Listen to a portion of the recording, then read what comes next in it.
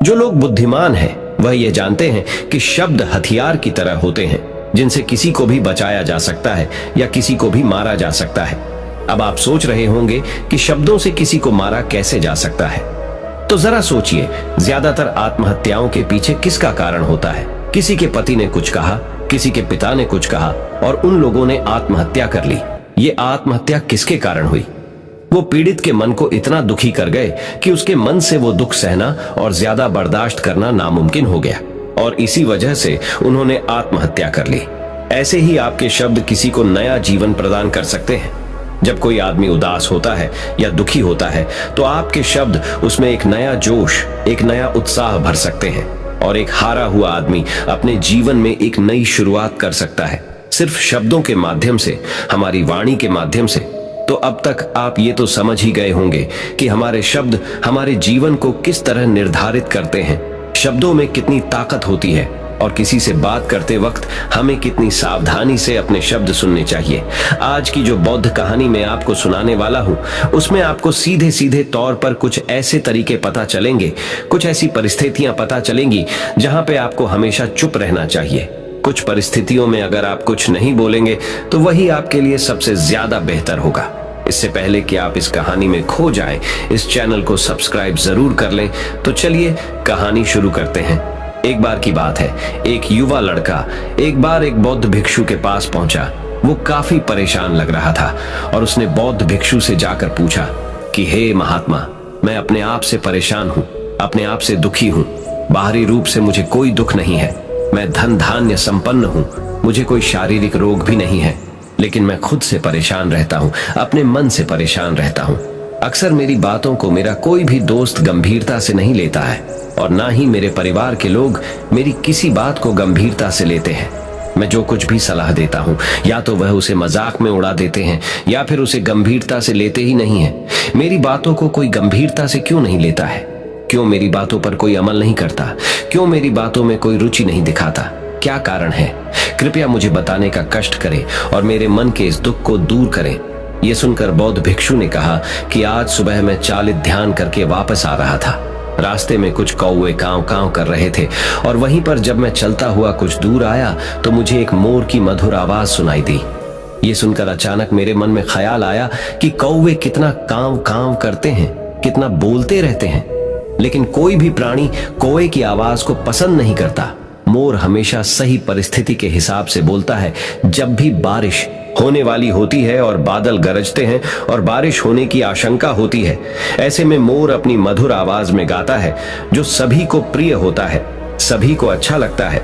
ऐसे ही अगर इंसान सही परिस्थिति के हिसाब से सही शब्द बोले, सही वाणी बोले, तो वही वाणी दूसरों के लिए संगीत हो जाती है, संगीत बन जाती है और दूसरे लोग तुमसे सम्मोहित हो जाते हैं और वहीं पर तुम्हें सब लोग गंभीरता से लेने लगते हैं। और दूसरी तरफ अगर तुम यूं ही बेफिजूल ऐसे ही बोलते रहते हो, बिना किसी बात के बोले चले जाते हो, तो फिर तुम्हें कोई गंभीरता से नहीं लेता। तुम उस कौवे की भांति हो जाते हो जिसकी वाणी कोई पसंद नहीं करता और बाद में तुम्हें दुख होता है कि तुम्हें कोई गंभीरता से क्यों नहीं लेता। इसीलिए अपने शब्दों को बेहद बुद्धिमानी के साथ इस्तेमाल करना सीखो। अगर तुम नहीं सीखोगे तो समाज में तुम्हें कोई सम्मान या कोई गंभीरता से नहीं लेगा। ये सुनकर वो युवा लड़का बोला कि हे महात्मा, मैं जानता हूं कि मैं ज्यादा बोलने की बीमारी से ग्रस्त हूं, मुझे इतना नहीं बोलना चाहिए, लेकिन मैं अपने आप पे काबू नहीं रख पाता और ना ही मैं इतना बुद्धिमान हूं कि मैं अपने शब्दों को नाप तोल कर बोल सकूं। मैं तो किसी से बात करते वक्त इतना सोचता भी नहीं कि मुझे अपने शब्द किस तरह इस्तेमाल करने हैं। कृपया करके कुछ ऐसी परिस्थितियां बता दीजिए जहां पर मुझे कम बोलना है या फिर बोलना ही नहीं है, हमेशा चुप रहना है। अगर आप मेरा ऐसे मार्गदर्शन कर सकते हैं तो मेरा जीवन आसान हो जाएगा और मुझे ज्यादा दिमाग या अपनी बुद्धि लगाने की भी जरूरत नहीं पड़ेगी। ये सुनकर बौद्ध भिक्षु ने मुस्कुराते हुए कहा कि बेटा, वैसे तो इंसान को हर परिस्थिति में सोच समझकर ही बोलना चाहिए, लेकिन अगर वो हमेशा होश में नहीं रह पाता है, ध्यान में नहीं रह पाता है, तो मैं तुम्हारे दैनिक जीवन की कुछ ऐसी परिस्थितियां बता रहा हूं जहां पर तुम्हें हमेशा चुप रहना है। अगर तुम ऐसी जगहों पर कुछ बोलोगे तो जहां तुम्हारा अपमान ही होगा या फिर तुम्हें कोई गंभीरता से नहीं लेगा, सबसे पहली जगह है, या यूं कहे ऐसी परिस्थिति जहां पर इंसान को हमेशा चुप रहना चाहिए, वो है जब किसी ऐसे विषय के बारे में बातचीत हो रही हो जिसके बारे में आपको कोई जानकारी ही नहीं है। तो ऐसी परिस्थिति में व्यर्थ में बीच में टांग अड़ाना, अपना ज्ञान देना, व्यर्थ का ज्ञान, आपको कुछ पता नहीं है लेकिन फिर भी आप अपना ज्ञान देने के लिए उत्सुक हैं, तो ऐसी जगह पर आपका अपमान ही होगा। जरा तुम खुद सोचो, जब कोई बीमार आदमी अपनी बीमारी के बारे में चर्चा कर रहा हो और आपको उस बीमारी के बारे में कोई भी ज्ञान नहीं है, लेकिन फिर भी आप व्यर्थ में, बेकार में उसे ऐसी ऐसी औषधियों बता रहे हैं जिनका उसकी बीमारी से कोई तालमेल ही नहीं है, तो ऐसे में आप अपनी प्रतिष्ठा अपने हाथों से खो रहे होते हैं और आपको पता ही नहीं होता। ऐसी परिस्थिति में आदमी को हमेशा सुनना चाहिए। ध्यान से सुनना भी एक कला होती है। अगर आप सुनने का दिखावा करेंगे तो कहीं ना कहीं सामने वाले आदमी को यह एहसास हो जाता है कि ये मेरी बात पूरे ध्यान से नहीं सुन रहा है। इसीलिए जब आपको किसी विषय के बारे में पूरी तरह से जानकारी ना हो तो वहां पर केवल अपने कान लगाना ही ज्यादा महत्वपूर्ण होता है, ज्यादा जरूरी होता है। आप उस इंसान की बातें ध्यान से सुन सकते हैं और इसी बीच आप दोनों के बीच एक संबंध पैदा होगा और उस संबंध सच्चा होगा, क्योंकि आपने उसके बात को बड़े ही ध्यान से सुना है और इस बात का पता सामने वाले को भी होता है। तो हम बिना कुछ बोले सिर्फ सुनने मात्र से किसी को अपना दोस्त बना लेते, अपना मित्र बना सकते हैं। इस बात को हमेशा ध्यान में रखना। दूसरी जगह जहां इंसान को हमेशा चुप रहना चाहिए वो है खाना खाते वक्त। खाना इंसान को हमेशा चुप रहकर खाना चाहिए, मौन रहकर खाना चाहिए। महात्मा बुद्ध और उनके भिक्षु हमेशा चुप रहकर भोजन करते हैं, शांत भाव से भोजन करते हैं, परिपूर्ण होकर भोजन करते हैं, पूरी तरह से करते हैं, एक एक टुकड़े का स्वाद लेकर भोजन करते हैं। और ऐसा भोजन जब आपके शरीर में पहुंचता है तो वो आपके अंग अंग तक ऊर्जा पहुंचाता है। अक्सर हम भोजन करते वक्त कुछ ना कुछ बोलते रहते हैं, कुछ ना कुछ सुनते रहते हैं, लेकिन मौन रहकर पूरा स्वाद लेकर उस भोजन को कभी नहीं करते। हम उस भोजन को करते वक्त आधे अधूरे ही रहते हैं और इसीलिए हमारा शरीर रोगों से ग्रस्त हो जाता है। जरा तुम खुद सोचो, बौद्ध भिक्षु हमेशा भिक्षा लेकर भोजन करता है और भिक्षा भी कितनी बिल्कुल मामूली सी, और वो भी एक वक्त। तो एक वक्त भोजन करने के बाद भी वो इतने स्वस्थ रहते थे, इतने उत्साह, जोश और आनंद से भरे होते थे। और हम तो इतना खाना खाते हैं, इतने सारे भोजन की सामग्री हमारे लिए उपलब्ध होती है, लेकिन हमारे शरीर में कोई ऊर्जा नहीं होती। इसका सबसे बड़ा कारण होता है कि हम अपना भोजन होश में नहीं करते हैं, परिपूर्ण होकर नहीं करते हैं, मौन रहकर नहीं करते हैं।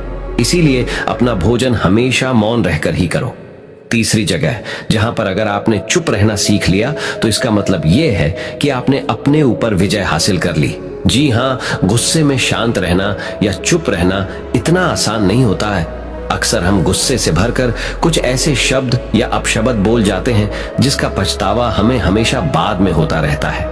लेकिन जुबान से निकला हुआ शब्द वापस नहीं हो सकता, उस शब्द को मिटाया भी नहीं जा सकता। अब वो जिंदगी भर हमारे दामन से जुड़ चुका है और वो गुस्से में बोला गया। अब शब्द हमारे मन को समय समय पर बेचैन करता रहता है, दुखी करता रहता है। लेकिन गुस्से के वक्त चुप रहना सीखना भी एक बहुत बड़ी कला होती है। गुस्से में आदमी का अपने ऊपर काबू कहां रहता है, अपनी इंद्रियों को वश में कहां रख पाता है। इसीलिए इस कला को आप तभी सीख सकते हैं जब आप गुस्सा भी होश में रहकर कर पाए।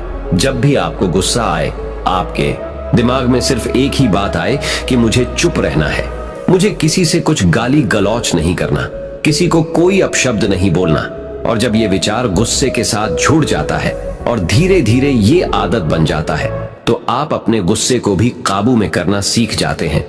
जब भी कभी गुस्सा आए तो किसी को कुछ बोलने की बजाय कुछ शारीरिक व्यायाम करना शुरू कर, उछलना, भागना, दौड़ना, जिम करना, कुछ भी।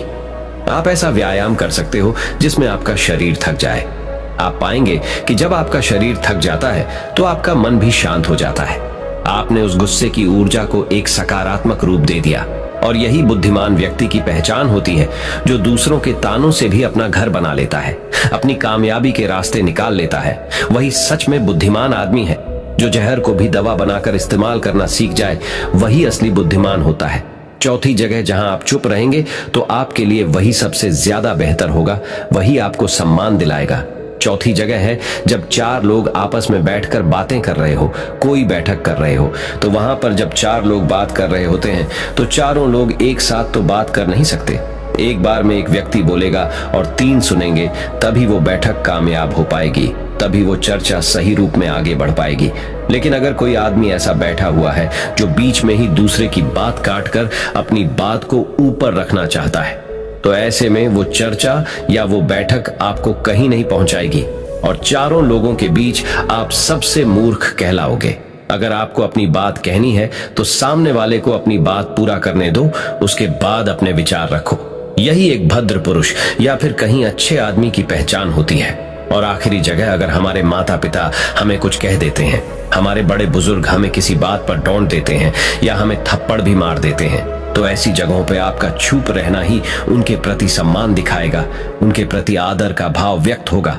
अगर आप उनके सामने उनका विरोध कर देते हैं, उनका प्रतिरोध कर देते हैं, तो वो गुस्सा तो थोड़ी देर बाद शांत हो जाएगा, लेकिन वो कही गई बात, वो विरोध किया हुआ शब्द या फिर कुछ भी उल्टा सीधा हमेशा आपके मन को सताएगा और आपके माता पिता को हमेशा यही लगेगा कि आज ये हमारी इज्जत नहीं करता, आज ही हमारी बात नहीं मानता, क्योंकि ये कमाने लग गया है, ये बड़ा आदमी बन गया है। ऐसी ऐसी बातें उठेंगी, ऐसे ऐसे तंज कसे जाएंगे। इसीलिए ऐसी जगह पे आप मौन रहिए, चुप रहिए, कुछ मत बोलिए, अपने गुस्से को अपने अंदर ही पी लीजिए, कुछ व्यायाम कर लीजिए, भाग लीजिए, दौड़ लीजिए, आपका मन अपने आप शांत हो जाएगा। आखिर में बौद्ध भिक्षु ने अपनी बात को खत्म करते हुए कहा कि कम शब्दों में अपनी भावनाओं को उतारना सीखो। शब्द हथियार की तरह होते हैं, बोलो तो होश में बोलो, ध्यान में बोलो। जीवन शैली ऐसी बना लो कि आप जब भी बोलो पूरे होश में रहकर बोलो, पूरे आनंद के साथ बोलो, पूरे प्रेम के साथ बोलो। ऐसी वाणी बोलो जो दूसरे के दिल को ठंडक पहुंचाती हो, दूसरे के मन को भी शांत कर देती हो, और वो तभी संभव है जब आप प्रतिपल होश में रहकर बोले।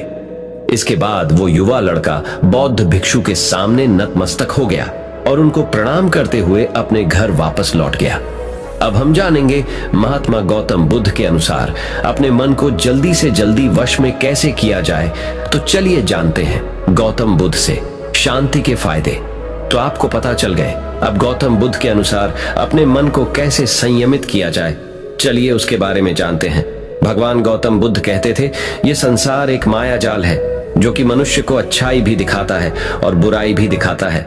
कभी सुंदरता दिखाता है तो कभी दुर्बलता दिखाता है। कभी यह संसार मनुष्य को आकर्षित करता है और कभी कभी मनुष्य को इतना उलझा देता है कि मनुष्य को खुद के जीवन का ध्यान ही नहीं रहता। इसलिए संसार के माया जाल से बचने के लिए भगवान गौतम बुद्ध कहते हैं, जो पुरुष अपने खुद के इंद्रियों से कभी नहीं हारा, वह संसार से या पूरे ब्रह्मांड के किसी भी चीज से कभी हार ही नहीं सकता। वह मनुष्य जहां भी हो उसकी विजय निश्चित है। दोस्तों, आपको बता दे कि इंद्रियों का मतलब होता है कान, नाक, त्वचा, जीभ, हाथ। इन 5 शरीर के भागों को मुख्य इंद्रियां कहा जाता है। इन इंद्रियों को जो पुरुष या स्त्री अपने मन से संयमित कर पाते हैं, वह पुरुष या स्त्री बड़ी ही आसानी से संसार के महासागर को पार कर लेते हैं। यानी कि किसी भी चीज से वह आकर्षित नहीं होते और अपना कर्म बड़े ही विश्वास के साथ करते रहते हैं। ऐसे ही मनुष्य संसार में या इस लोक में या परलोक में बार बार विजयी होते रहते हैं। तो चलिए जानते हैं कि हमारे मन को कैसे वश में किया जाए ताकि हम इस संसार के माया जाल में फिर से ना फंसे। भगवान गौतम बुद्ध कहते हैं, मन को वश में करने के लिए सबसे पहले आपको यह जानना होगा कि आपके शरीर से श्रेष्ठ आपकी इंद्रियां होती हैं, आपकी इंद्रियों से श्रेष्ठ आपका मन होता है और आपके मन से श्रेष्ठ आपकी बुद्धि होती है, और अंततः बुद्धि से श्रेष्ठ आपका आत्मा होता है और आत्मा से भी श्रेष्ठ परमात्मा होते हैं, यानी भगवान होते हैं। तो अगर आपके मन को वश में करना है तो सबसे पहले आपकी बुद्धि में यह विचार करें कि मैं आज से बुरे कामों के बारे में सोचूंगा भी नहीं और मेरे अच्छे काम विश्वास से करता रहूंगा। दोस्तों, अगर आप बुरी आदतों के बारे में सोचोगे ही नहीं तो वह आदतें आपकी बुद्धि पर हावी नहीं होगी और आप कभी गलत काम नहीं करोगे। तो सबसे पहली बात तो यह है कि अपने बुद्धि में से बुरी आदतों को निकाल दो और अपनी बुद्धि में जो भी आपका काम है उस काम के बारे में विचार डालना शुरू कर दो। फिर आपकी बुद्धि आपके मन को आपके काम के बारे में संदेश देगी और मन सभी इंद्रियों को वश में करके आपके काम के ऊपर लगा देगा। तो इसी तरह से करते करते आपका मन एक दिन अवश्य ही वश में हो जाएगा और जिस व्यक्ति का मन वश में हो जाता है उस व्यक्ति के मन में हमेशा ही भगवान वास करते हैं। तो देखा दोस्तों, मन को वश में करने के लिए सबसे पहले आपको अपनी बुद्धि को अपने काम के बारे में ज्ञान देना होगा और बुद्धि में से बुरी आदतों को बिल्कुल निकलना होगा, यानी कि उनके बारे में सोचना ही छोड़ना होगा। तब जाकर आप अपने मन को वश में अवश्य ही कर पाओगे। और जब आप पूर्णतः आप अपने मन को वश में कर लोगे, तब आपके लिए सुख दुख, सर्दी गर्मी और मान अपमान सब एक जैसा होगा और आप इस दुनिया के माया से परे हो जाओगे। आपको कोई भी चीज आकर्षित नहीं कर पाएगी, उल्टा आपसे ही लोग आकर्षित होंगे और आप जैसा भी काम करते हैं लोग भी आपको देखकर वैसा ही काम करेंगे और लोगों को आप एक आकर्षित और बुद्धिमान मनुष्य लगोगे। इसलिए हमारे भागवत गीता में भगवान कृष्ण ने यह कहा है कि मन का सारा खेल है, मन के हारे हार है और मन के जीते जीत है। ऐसा ही हमारे भगवान बुद्ध ने और ना जाने कितने सफल लोगों ने कहा है। भगवान बुद्ध ने कहा है कि जिसने अपने मन को वश में कर लिया है उसकी जीत को देवता भी हार में नहीं बदल सकते हैं। अर्थात मन को वश में करने का नाम ही आत्म संयम है, जिसका अर्थ है अपने आप को वश में करना, अर्थात मन, वचन और कर्म पर अधिकार प्राप्त करना, ताकि शरीर से कोई अशुभ कार्य न होने पाए, जिससे कोई अपशब्द न निकले और मन में कभी अशुभ विचार न उठने पाए। यदि मनुष्य अपनी इंद्रियों का प्रयोग उचित ढंग से करता है तो ही उस मनुष्य को दूसरों को ज्ञान देने का अधिकार है। यदि उसका अपने मन पर अधिकार नहीं है, उचित और अनुचित का ज्ञान नहीं है, तो वह मनुष्य के पद से गिरकर अन्य योनियों में गिने जाने योग्य हो सकता है। एक कथन है कि हम जैसा सोचते हैं वैसा ही बन जाते हैं। वास्तव में यह विचार नहीं अपितु विचारों का संसार है। हमारी सोच और विचारों का प्रभाव हमारे मन पर गहरा असर छोड़ देता है। मनुष्य के मन में विचार ही बार बार उभर कर आते हैं जो मनुष्य को दिशा देने का काम करते हैं। विचार ही मस्तिष्क को गति प्रदान करते हैं और गलत विचार क्रोध की ओर जाने को विवश करते हैं। यह हमारी भूल है कि हम सोचते हैं कि वचनों की कोई शक्ति नहीं है। संसार में जो भी हुआ, जो भी हो रहा है और जो भी होगा, सब हमारे कर्म के प्रभाव से हुआ है। और जो हो सकता है और आगे जो होगा वह कर्म की शक्ति से होता है, वह विचारों की शक्ति होती है। यदि हमारे अंदर आत्म संयम नहीं है तो आत्मिकता का धन हमारे हाथ नहीं आ सकता है। हम इंद्रियों के जाल में फंसकर पहले तो निर्मल होंगे, फिर अपमानित होते हुए पहले अपना अनिष्ट करेंगे और फिर किसी और का करेंगे। ये सच है कि जो लोग दूसरों के लिए सोचते हैं उनका मन विश्वासपूर्ण विचारों का स्रोत है। इसलिए यदि बुराई से बचना हो तो अपनी दिशा को भलाई की और मोद्धा देना चाहिए। वास्तव में यदि आप जीतना ही चाहते हैं तो सबसे पहले आत्म संयम की आदत डाल लें, क्योंकि संयम का अर्थ ही है अपनी बिखरी हुई शक्तियों को निश्चित दिशा देना। मान लीजिए जिस कार्य को नहीं करना है और जब उसे ही करने के लिए मन आकर्षित करता है तो आप उसे प्रयास पूर्वक रोकने के लिए मन बना लें। उसे ही आत्म संयम कहते हैं। संयम का अर्थ है जब हम आकर्षणों की ओर जाने के लिए हमारा मन सहज रूप से रुक जाए। गांधी जी ने कहा था कि अनुशासन और बलिदान के बिना मुक्ति की आशा नहीं की जा सकती है। लेकिन यह बात भी सच है कि लोग अक्सर गुस्से में विवेक शून्य होकर तुरंत अपने आत्म संयम को गुस्से में खो देते हैं। यह सच है कि समय बीतने के साथ लोगों के आत्म संयम में भारी कमी आई है। इसके गंभीर परिणाम सामने भी आए हैं। इसलिए आत्म संयम की उपयोगिता को किसी भी हाल में कम नहीं आंका जा सकता है। लेकिन यह भी सच है कि शुरुआत में आत्म संयम का मार्ग थोड़ा कठिन लगता है। अर्थात मन को वश में करने का नाम ही आत्म संयम है। मनुष्य को मिली हुई शक्तियों को निश्चित दिशा देना संयम कहलाता है। तो दर्शकों, उम्मीद है कि आपको मन को वश में करने का उपाय और शांति के फायदे और कहां कहां आपको शांत रहना है, इसके बारे में इस वीडियो के माध्यम से पता चला होगा। और मुझे यह आशा है कि आप अवश्य ही अपने मन को वश में करोगे और जिंदगी के सभी क्षेत्रों में अवश्य ही सफल होकर अपने परिवार का नाम रोशन करोगे। ऐसी ही और गौतम बुद्ध की प्रेरणादायक सीख लेने के लिए हमारे चैनल को फॉलो करें। और यह वीडियो आपको पसंद आया हो तो हमारे चैनल को सब्सक्राइब कीजिए और इस वीडियो को एक लाइक कीजिए और इस वीडियो को जितना हो सके उतना अपने दोस्तों के साथ शेयर करें। मिलते हैं हमारे अगले वीडियो में।